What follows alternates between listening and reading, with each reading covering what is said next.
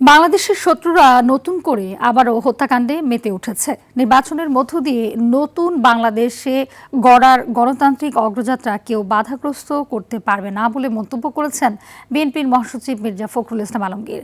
আর জাতীয় নাগরিক পার্টির আহ্বায়ক নাহিদ ইসলামের মতে গণঅভ্যুত্থান বিরোধী শক্তি নির্বাচনকে বানচালের টার্গেটে হত্যার পথ বেছে নিয়েছে।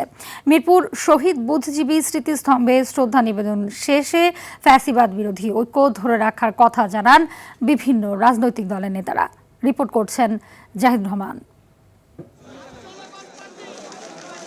বাংলাদেশকে মেধাশূন্য করতে 1971 সালে জাতির শ্রেষ্ঠ সন্তানদের হত্যা করা হলেও মুছে ফেলা যায়নি তাদের স্মৃতি। তাদের সম্মান জানাতে মিরপুরে শহীদ বুদ্ধিজীবী স্মৃতিস্তম্ভে জড়ো হয় হাজারো মানুষ।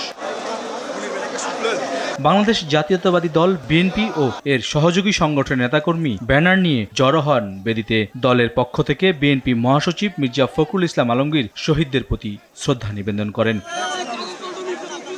বাংলাদেশ যখন একটা নতুন অধ্যায়ের দিকে, ঠিক সেই সময় আবার ষড়যন্ত্র চলছে বলে অভিযোগ করেন মির্জা ফখরুল। আমরা যে কোনো মূল্যেই বাংলাদেশের স্বাধীনতা সার্বভৌমত্বকে অক্ষুণ্ণ রাখবো, গণতান্ত্রিক অগ্রযাত্রাকে অক্ষুণ্ণ রাখবো, সমস্ত চক্রান্তকে ব্যর্থ করে দিয়ে বাংলাদেশকে নতুনভাবে আমরা গড়ে তুলব ইনশাআল্লাহ।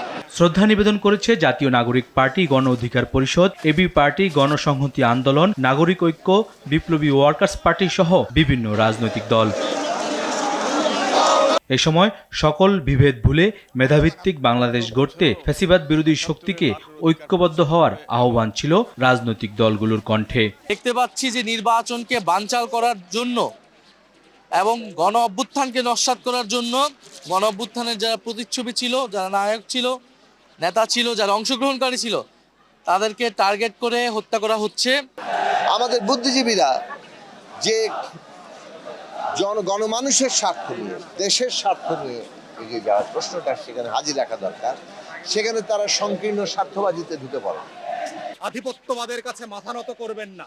বদরুদ্দিন ওমর আহমদ সাহেবের পথ ধারণ করে বাংলাদেশে বুদ্ধিভিত্তিক ইতিহাস তৈরি করবেন। বিএনপি, গণ অধিকার পরিষদ, জামাত ইসলাম সব বাংলাদেশের প্রত্যেকটা দলকে বলবো, যারা গণ অভ্যুত্থানের পক্ষের শক্তি, আপনারা একতাবদ্ধ থাকুন। নানা মত পার্থক্যের মধ্যেও আমরা আমাদের ঐক্যটাকে ধরে রাখবো।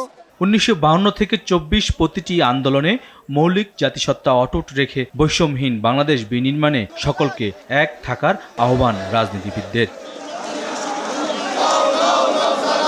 জাহিদ রহমান, RTV, ঢাকা।